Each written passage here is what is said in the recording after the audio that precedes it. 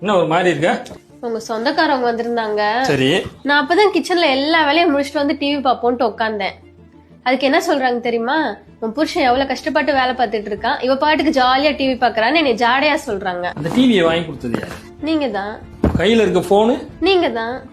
அந்த double door ஃப்ரிட்ஜை வாங்கி கொடுத்தது அதுவும் நீங்க தான் வாங்கி கொடுத்தீங்க. அந்த முன்னாடி கதவை வச்ச மாதிரி வாஷிங் மிஷின் வாங்கி கொடுத்தது நீங்க தான். இதெல்லாம் எப்படி வந்துச்சு?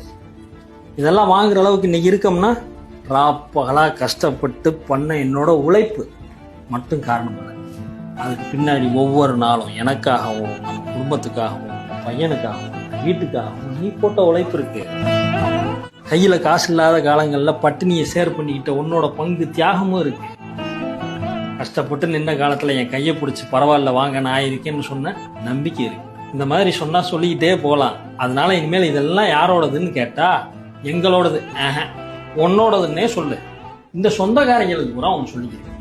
வீட்டுக்கு வந்தீங்களா, காப்பி தண்ணி குடிச்சிங்களா, இன்னும் வேணும்னா பலகாரம் ஏதாச்சும் இருக்கா கேட்டு வாங்கி சாப்பிட்டீங்களா, போனீங்களான்னு இருக்கணும். அதை விட்டு ஜாடமாடையா பேசுறது, மக்கனையா பேசுறதெல்லாம் உங்க வீட்டுல வச்சுக்கோங்க. புரியுதா? புரியணும். Download ShareChat.